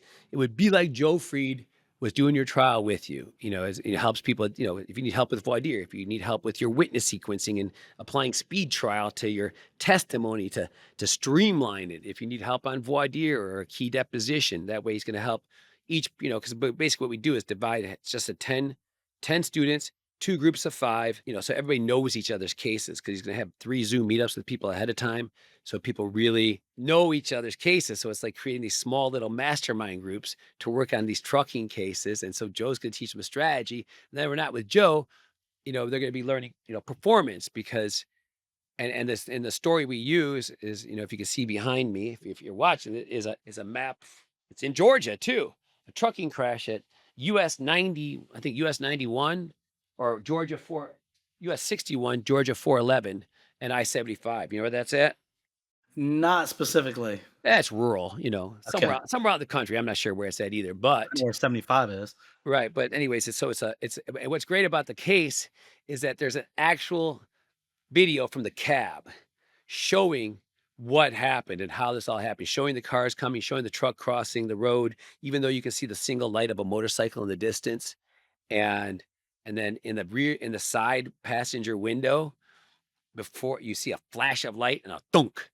And then, of course, the guy pulls over, gets out, and there's a motorcycle and a dead body. And, it's really crazy because, like, you're watching a person die, basically, and this is the things we have to deal with. But it's just, I really like this, obviously it's tragedy, but because you have this video and you have these pictures, and I think becoming a great trial lawyer is about transporting the jury back in time and space so they become witnesses. It's like they were standing at the, on the side of the road watching this, and, it's like, they're like, stop, hold on, wait. And I was talking to somebody and about argument, and they're like, I saw this one where right before, when the motorcycle's down there and the guy starts going across because he's kind of impatient because he starts stepping on the gas before, it's even clear, he's like inching across, right? And just freeze time and then have the motorcycle get out and have a conversation with the trucker before the crash, and like freeze time. And he goes, hey man, you should be patient. You don't need to cross the road right now. I'm coming. If you step on the gas, you're going to kill me. And the trucker says, sorry, man, I'm in a hurry. I got to get this load delivered. There's nothing I can do. I'm under a lot of pressure. So it is what it is. Shit happens. And then bam, the story goes back and the guy's dead. But I thought that was a really like fascinating, rhetorical, powerful argument to make, like freezing time, like have this conversation. Sorry, I'm busy. But anyways, so sequencing is a big deal. Yep. So guess how we're going to finish this program, Moses? I am going to explain the concepts of connection without, because usually I do it using videos and stuff, but I'm just going to do it verbally to see how well I can do explaining wise, to see if you can understand what I'm talking about. How does that sound? That sounds great. All right. I'm hoping you would say that. All right. Hey, but how do people get a hold of you, Moses? If, in case somebody gets a med mal case, or, needs help with med mal case, or just wants to know, talk about the masters or whatever the hell they want to talk about. How do people connect with Moses Kim? They can call me, text me, or email me. My cell phone is 404-403-9700, 404-403-9700. And my email is moses@themosesfirm.com. All right. So let's talk about these things. One of these what I consider to be the key skills of connection. First one is going to be appropriate eye contact. So, and what I mean by appropriate eye contact is the ability to micro-connect. And micro-connect is looking somebody in the eyes just for a moment and then moving. And because I believe people have to get comfortable looking each other in the eyes, looking us in the eyes, and just for a moment, right? And then you have to ramp it up. So the ability to make eye contact, just momentary eye contact with 14 people in less than 3 seconds. That's micro-connecting, and that's a skill. And that gets people, instead of looking past people or looking over their heads like a lot of lawyers do. So that's one part of appropriate eye contact. Another part is to train ourselves to make eye contact with a person before we start talking. When we're done, pause for a moment, move to another juror, not the person right next to him, but to a different juror that we choose, make eye contact, connection, and then start talking. Because doing this, makes people feel chosen, and makes people feel special, and slows us down. And we need to slow down because the pressure of the courtroom speeds us up. So, and then the third part of eye contact is to be able to like almost sweep people left and right, because there's only two sides of a stage in the performance of a trial. There's stage left and stage right. And if something's going to be like, for example, the board behind me, if in fact I want people to be, looking, down the road, if I say, trucker Tom is driving south, then as I move, so I would talk to the person on the far right, if the illusion is I'm going to create to the left. And then as I say is driving south, I'm looking at each juror's eyes as I move past them, almost like a wave, getting them, like dragging them by their eyes to look where I want them to look. So that's what I mean by appropriate eye contact. Do those concepts make sense to you? That I know you can't really see, you have to imagine them, but does that make sense, Moses? Absolutely. All right. You got to be present with the jury. Right. It's not just being present, though. It's working these skills of these are all skills. And, when I show him to Joe Freed, he's like, you may have some points here, Dan. I have to explore further because these are contradictory to many things that I believe. I'm like, well, let's have a discussion. Let's see. You know what I mean? Because only by pushing new ideas do you come up with, new things. And that's why I'm stoked to do this with Joe too, because I didn't really see everything, really experience it for a few days to see what it's really about. So that's what I mean by eye contact. Emotional state control, because like we said, when you stand up, good morning, everybody, having a slightly warm face, or like when you ask a question, like, does this make sense? Having a curious face. I call it the what time is it face, which is, eyebrows raised, voice slightly inflects at the end, kind of face kind of squinches together. But if you know I'm interested in you, you're much more likely to be interested in me. And we all know that every human being has mirror neurons, right? If we can, give jurors, like, as we're talking about, whenever appropriate, right? If I say, Moses, who's the most brutally honest person you know? Who would that be, Moses? I guess I should say Nick Rowley. No. Ah, I mean, no, my wife, usually, of course. right, your wife, right? And so, Ah. if I was like, Moses, if I say it like this, Moses, tell us how your wife is brutally honest with you. It doesn't sound very positive, does it? No. Okay, Moses, tell us how your wife's comfort with the truth has helped you become the man you are today. Right, All exactly. positive. My face is warm, because the reality is anybody that's brutally honest with us is people who care about us, people who love us.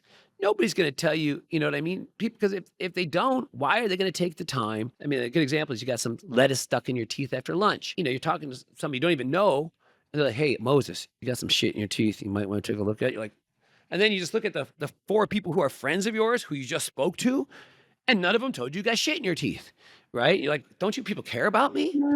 I think that's a natural feeling. But being always intentional with our emotional states, because the jury's staring at our face the whole time. And if we talk about, family members or things like that, anytime we can have a slightly warm face, well, it affects the jury, right? It affects us as human beings. If somebody has smiles at you authentically, you're much more likely to smile back at them. And if you smile back at them, biologically, you can't help but to like them, right? And we know how important that is in the context of a jury trial. Likability, it's critical. Learning emotional state control is a big thing. Voice. We all know the pressure of the courtroom, and most lawyers speak way too fast, and they don't breathe because of the pressure. And so training ourselves, we have to train ourselves to speak more slowly, at least 10% more slowly in training. Sometimes people look at my training videos, they're like, they seem mechanical. They seem kind of I'm like, yes, because I'm intentionally going slow.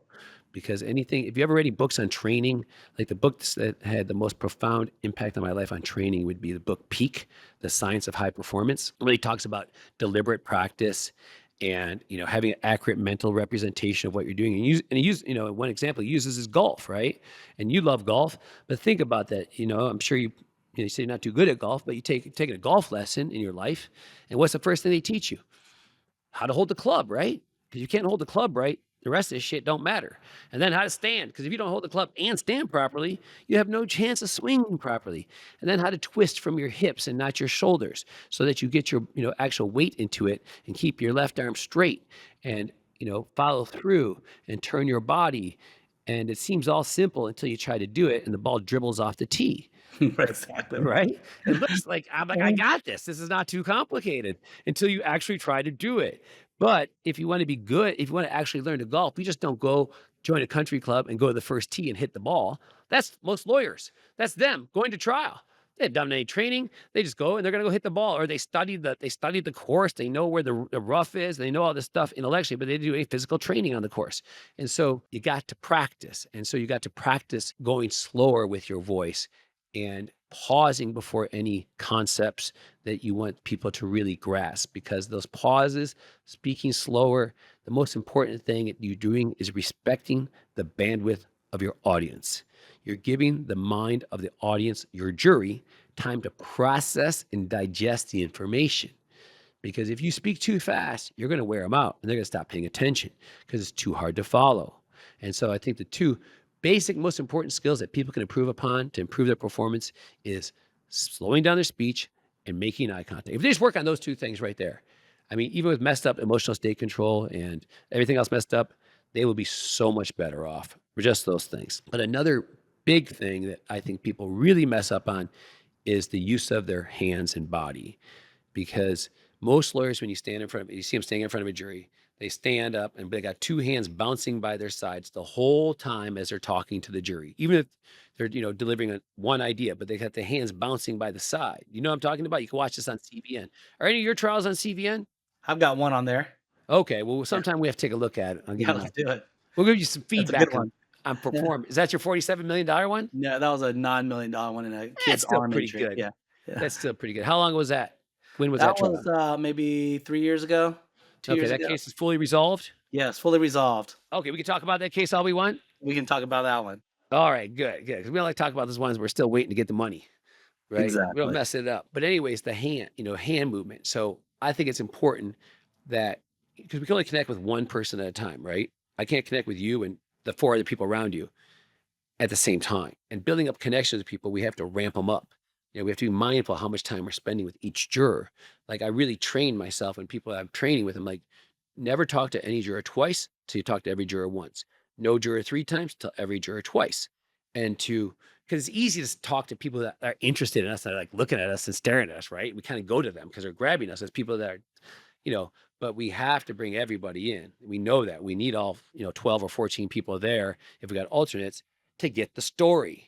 Can't just count on, them learning the story from other people, but the hand movement, just training ourselves to be very intentional with our hands. But a simple one is, since we only connect one person at a time, to train ourselves to just use one hand when talking to one person, keep that one hand in between ourselves and the person we're talking to, about 6 inches below our chin, and to train ourselves to move our hand with the rhythm of our voice. So it becomes kind of like a physical connector between you and that one person. And these are things you have to train. Like every time I start talking to somebody in just regular life, because one thing that, this book Peak talks about is training in daily life. Like training in daily life. That's why, the great trial lawyers are the same people outside the court as they are inside the courtroom. We always hear that, right? Because they're always training, whether they're intentionally doing it or unconsciously doing it, they're always training. They're always connecting with people.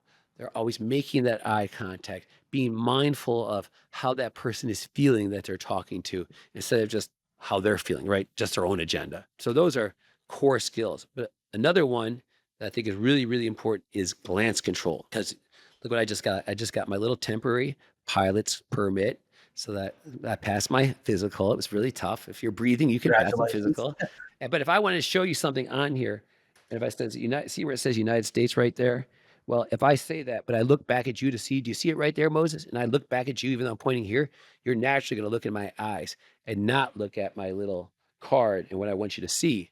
And that's called, that's glance control, getting jurors to look where you want them to look. I see so often people having a demonstrative and they're like, look, see where it is right there, folks? You see that? And they're looking at the jury pointing over here, and like the jury doesn't know where to look. Like unconsciously, they're going to look at the person in the eyes who's looking at them.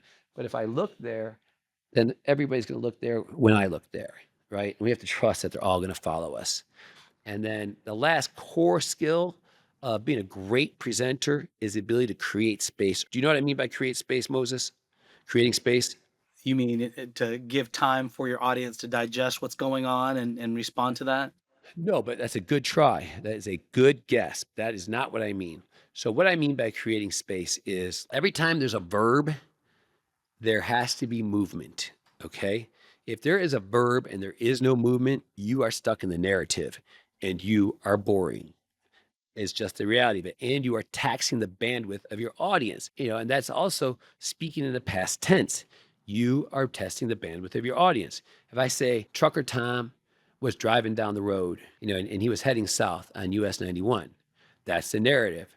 But if I'm like, Trucker Tom is driving south on US 91, that's creating space, imagining it, right? Because once you start to understand the concept of creating space, the great thing, Moses, is it's simple, is that every human being does it. Every time you tell a story from your own life, you are creating space. Because if you ever watch somebody tell you a story from their life, they'll be like, okay, so I walk in and there's this guy there and he comes up to me and he starts yelling at me. And I'm like, what are you talking about? And he just goes off on me and I'm like, fuck off. And I just leave the place, right? Whereas like, that's creating space, right? Because you're picturing and your face is emotionally congruent and you're switching roles unconsciously because your mind does this. Whereas it's like, tell me a story. And then the person's like, I was in the store and the manager came up to me and was really angry and he started yelling at me and it made me really uncomfortable. And so I left, right? Same set of facts, but one makes the audience feel like they're witnesses to the event. The other one is a snooze fest, but most lawyers do the snooze fest. And that's just, reality of it. And so those are the general concepts of presentation and performance, Moses. How does that? Pretty informative, huh? Yeah, those are all key skills. Well, wait till you see them. Hopefully, be self-aware of how you move and how you talk and moderate all that. right? And in Huntington Beach, you know, in these workshops, because we do workshops on cross-examination and performance skills. And these are the skills that are, you know, especially the performance skills one, right? The great thing about the performance skills training at Huntington Beach is that, you know, there's a couple of Zoom meetups with the instructors ahead of time. And, you know, you practice doing these things ahead of time and see the, you know, the in-car cam, you know, the dash cam video, see the pictures. So you can really visualize the story and you have a really good foundation before you get there. So in the 3 hours you're getting there and performing and practicing in a small group of 5 people, you're really learning a lot because you're not just learning shit for the first time, right? You're just not hearing the story for the first time. You have the story, you know how to perform it, and now you're learning how to actually perform. So that's going to be pretty exciting, Moses. And lastly, Moses, only because, you know, people can always, you know, turn off the podcast whenever they want. I got to tell you about cross-examination because it would be unfair of me not to give you my one-on-one tutorial on cross-examination, even though you've heard it before. I like when I'm doing this and I ask somebody a question and they're like, a bias evaluation. I'm like, yes, you see? Repetition, the key to all learning. That's what my friend Dave Clark taught me. All right, Moses. So cross-examination, are you ready? We're having a double educational program here. So we did performance skills and now cross because key skills, right? I mean, let's be honest. What would you say the most important skill for a new lawyer to learn is to contribute to the well-being of the firm? A new lawyer. Accept the firm's problems as your own. I don't know if that's a skill. I'd say that's more of a mindset. But I think the most important skill a new lawyer can learn is how to prepare their witnesses, plaintiffs, lay witnesses, really learn how to prepare them for deposition because, you know, that's the key part. If your client does great in deposition, you're a long way to getting a good, favorable result, whether it's a settlement or verdict.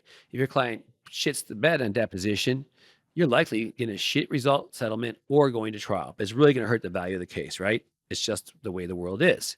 So I think witness prep is a key thing, and I'm not going to talk about that right now. But right after witness prep is cross-examination and learning the fundamental skills because, you know, you could talk about strategy and a lot of stuff we're going to be talking about in your deposition class is strategy, but some of it is skills. Like, you know, with Satch Oliver, one thing he taught with a real skill was your demeanor, right?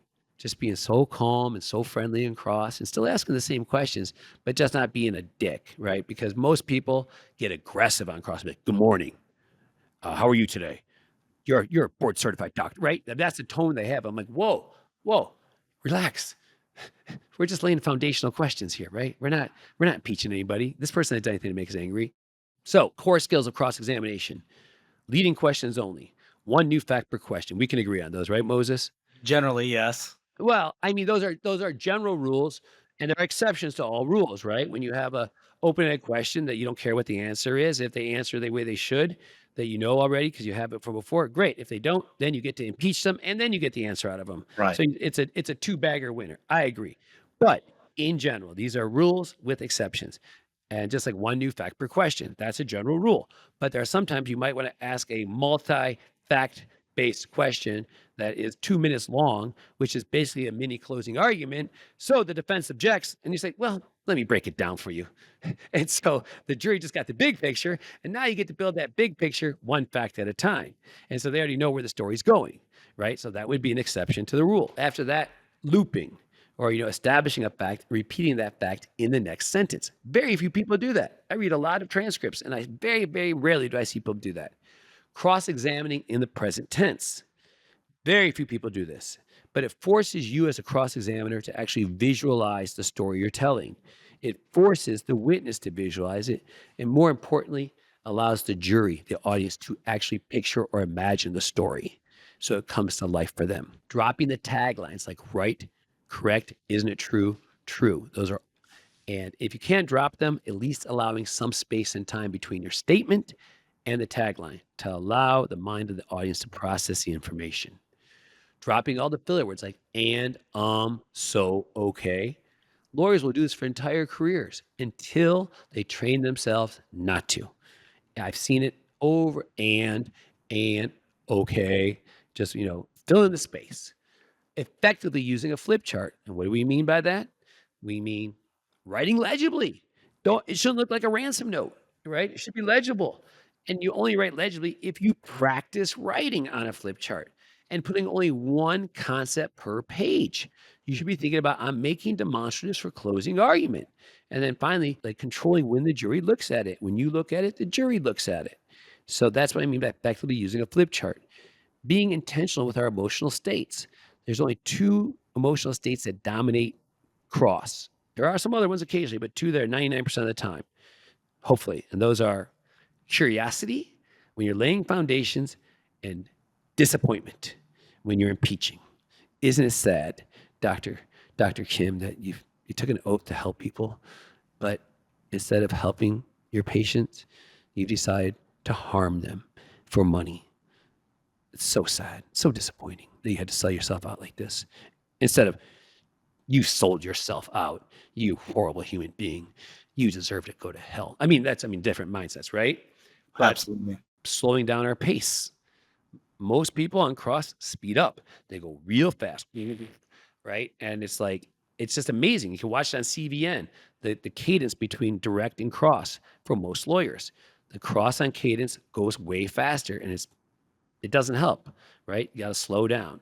So, and also bringing the jury in, occasionally on major concepts, delivering the question to the jury that you really want them to remember. Some lawyers, ask all their questions of the witness to the jury. I'm not comfortable to do that. I think it's less effective, but again, everything I say is just but my best practice is what I think they are. And, take what, you think works and dump the rest. Cause somebody's like, I disagree with that. I'm like, great, tell me why.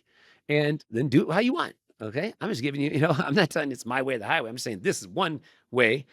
Think about it, try it. If it works for you, it works for you. If it doesn't, I'm not hurt. It doesn't matter to me. It's your client. It's your case. I'm just trying to be, of some assistance. So, Right. Are you ready, Dr. Kim, for our demonstration? All right, let's do it. You're like, I know how it goes. So, but not everybody does. Plus repetition, it's the repetition No, of I the agree. learning and being constantly learning. So, doctor, you're a board certified medical expert. Yes, I am. To become board certified, this requires advanced education. Yes, it does. A lot of this education, it takes place after medical school. Correct. But while you were in medical school, you did take classes. Yes, some. And one of the classes that you took was on how to conduct a proper medical evaluation. That's correct. So let's pause for a moment. So notice pacing, right? Breathing so important during the performance. I mean, so many people don't breathe because of the tension. And at the end of my question, my eyebrows raise, my voice inflects, knowing it's a question, right? And if you don't answer it, then I might let a few moments go by and they'll say, true. And then you'll say yes. So that way your little gamesmanship just hurts you as the witness, right? And everybody knows you're playing a game. Everybody knows is that a question? Yes. You know what I mean? It's just like, yes, obviously it's a question, you dumbass. Everybody knows it's a question. But you think you're being cute with me, but go ahead, keep being Exactly. cute. But also, that's also what I call that's also looping, right? Every sentence begins where the last sentence ends. We are teaching the jury. And one of the, somebody was just commenting to me the other day that I was chatting with, and they say, Dan, what's the most important skills that people never learn and they never get training on any law school or afterwards is how to effectively use a flip chart. Is that my buddy Orlando de Castroverde just used one really for the first time in his last trial, and he got like a $1.7 million verdict on a non-surgical disc case for a non-citizen, non-English speaking client, right? That's challenging, having to do it through an interpreter. And he was like, man, that flip chart with the expert, it was just like a whole different world because it gives you control, it gives you pacing, the jury's, gets, as they're watching you write stuff. It was just, I'm like, I know, and my friend tells me this, I'm like so happy for him, right? Because I've been with them in the losses, and to be there with the wins is just, it's just such a great thing to be there part of, in some peripheral way. So, I'm not on the trial team, not part of the case, but just I helped them for a few hours on these things and it made a difference. But back to the cross. Doctor, you're trained the proper medical evaluation. It must be impartial. I'm not sure about impartial. I mean, it's just a medical evaluation. One minute, I'm gonna get my board moved here. So for purposes of training, you have to respond with a yes, like an obvious answer, because obviously in real life, you're going to get a million answers, right? But for training, you have to, when I train people, you have to train with a simple yes, because then like in real life, I can say, so you're telling this jury that you don't need to be impartial, that when you do an evaluation, it's okay to put your thumb on the scale? And you're saying, no. Okay, so, well, let me be clear. Let's just make sure we're on the same page. By impartial, what we mean is that you're not going to be an advocate for either side. I suppose not. Correct. Right. So therefore, obviously, I'm defining the term, right? Because impartial means something different in a courtroom between an expert witness and a trial lawyer than it does out on a football field or in a piano recital. So we define the term of what impartial means. So then, of course, had this been real trial, this first sheet would be blank, but then I'd flip it over and it says proper. I write number 1, impartial in capital letters, and I'd write number 2 there. Now this is obviously pre-written because we don't want to spend too much time here. But as you write it, it creates what's called an anticipation trance for the jury. Because even though they think they know what you're writing, they're staring at the board. And when you step away from it, they see impartial. And then it burns into their brain, right? Doctor, you're trained that a proper medical evaluation, it must not only be impartial. So I have to look at it and it causes the jury to look at it. I don't care if the witness looks at it. It must not only be impartial, and that's called glance control, impartial, but it must also be objective. Correct. And I would write down objective and then put a number 3. And of course, now, because we use parallel structure, which makes it easier for the mind to remember, we're going to define objective. Doctor, by objective, what we mean is that you don't cherry pick the evidence to support a desired opinion. I agree. Doctor, you're trained that a proper medical evaluation must not only be impartial and objective, but it must also be complete. Agreed. So then I write down complete right there at the bottom. Nice, 1 concept per page, impartial, objective, and complete. Now we've defined a proper medical evaluation. Oh, by complete, what we mean is that you consider all relevant information. That's true. Doctor, the opposite of a proper medical evaluation, one that is impartial, objective, and complete, that would be a biased evaluation. I guess so, yes. Of course, now imagine none of that's there, of course, so it's rewritten bias. And the other really great thing about this is that the fact that you have these things pre-written there, it cues the witness up. This is not something I'm just coming up with right now, right? Everybody knows this is a pre-planned piece of chapter. And like, how many witnesses, you've been doing this long time, right? How many witnesses, even when you were a defense lawyer, how many defense experts would you say you've come across in your entire career that were impartial, objective, and complete based upon these definitions? As a plaintiff's lawyer, not many. Can you think of one?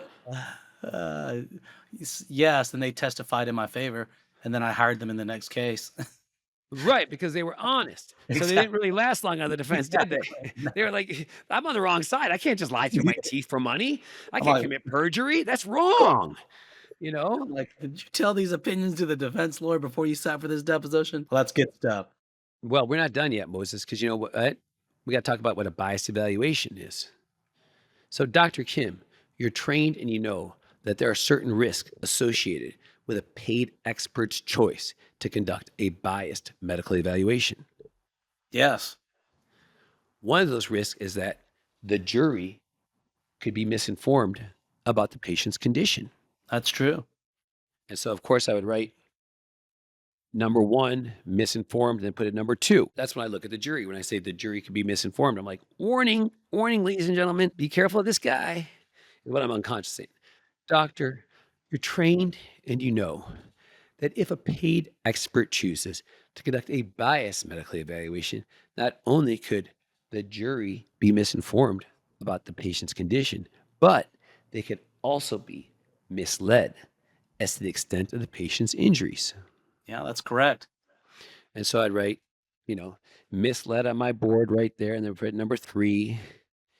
So we're documenting this as we go. So we're creating our demonstratives for closing. Yep. And when I say, doctor, you're trained and you know, that's called stepping, right? Because if you're trained and you know it, you can't deny it. This is like a universal truth. Everybody knows this.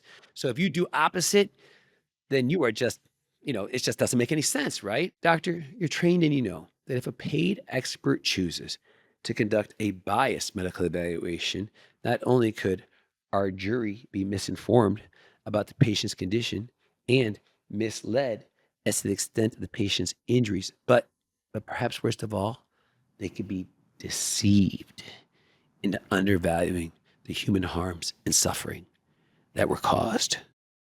I would hope not, but that's true. So then, of course, I write deceived on my board. So we got Strong.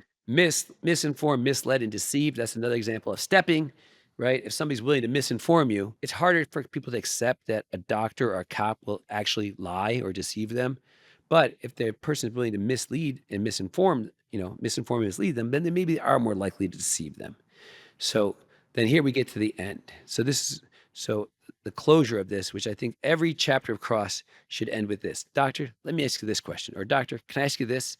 That's called a refocusing move. It's like squirrel, right? It's like, this is why I asked you the 20 previous questions. On December 22nd, 2022, you had a choice to make. So tell us all, what did you choose to do? What do you mean by that, counsel? Well, what I mean is, did you choose to do a proper medical evaluation, one that was impartial, objective, and complete, like you were trained to do? Or did you choose to violate your training and conduct a biased evaluation, knowing all the risks? Well, of course, I did a proper and fair and impartial Oh, you did, examination. huh? You want the jury to believe that you did a proper evaluation. Well, just come on off Um, the stand and put your initials right here. And oh, doctor, remember you're under oath. No, just kidding about the last. People are like, that's argumentative. I'm like, I know, I'm just funny. I'm just having some fun on my podcast here. But anyways, Moses, this is it. This has been, you know what?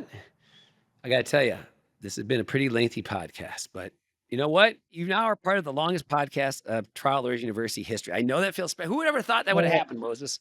No, who would have known? Who But would thank have you for known? having me. It's been fun. I It think has been fun, and we're going to see each other next in Huntington Beach for the greatest trial lawyers event in all of history. It's true. I'm not exaggerating. It's true. Like, if you show up to Huntington Beach and you're there from Tuesday, because on Tuesday afternoon, 2 to 4 p.m., surf camp with Ed Saramboli, right? So if you just want to hang out Tuesday night, 6 o'clock, pregame at the presidential suite. Probably be 100 people there. People get to know each other, before the event starts.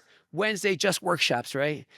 Or if you're interested on Wednesday, Kurt Zahner is taking people out go-kart racing on Wednesday afternoon. And I'm pretty sure there's going to be a pickleball outing, but I haven't got that defined yet, but I'm working on defining it. And then theme parties, great trial lawyers from around the country, a voir dire track, different master classes, on civil rights with Dale Gallipo, employment with David D. Robertus, spine trials with, spine trial one-day masterclass with John Romano. John just got a $5 million verdict in Florida on a $50,000 offer. Ben Rabinowitz, you know who Ben is? Oh, of Oh, course. yeah, you listen to this, like, he's got a one-day expert witness cross-examination masterclass. That class is like one of the most popular classes that TLU has ever had because he's only taught it twice so far. And I love when I talk to people, they walk in that class, I'm like, so how was it? They're like, if I went home right now, the trip, the investment, everything would be worth it. What I just got from that class. I'm like, that's what I like to hear. So it's going to be awesome, Moses. We're going to have a great time. I can't wait to see you and hopefully a bunch of people from your firm there and a bunch of your friends from Atlanta. So Absolutely. Looking forward to it. all right, take care, buddy. Thank you. Ready to train with the Titans and set records with your verdicts? Register for our live conferences and boot camps at triallawyersuniversity.com. Start getting your reps in before the big event by going to tluondemand.com to gain instant access to live lectures, case analysis, and skills training videos from the trial lawyer champions you love and respect, as well as pleadings, transcripts, PowerPoints, and notes for a roadmap to victory. Join the group that continues to get extraordinary results. Trial Lawyers University, produced and powered by LawPods.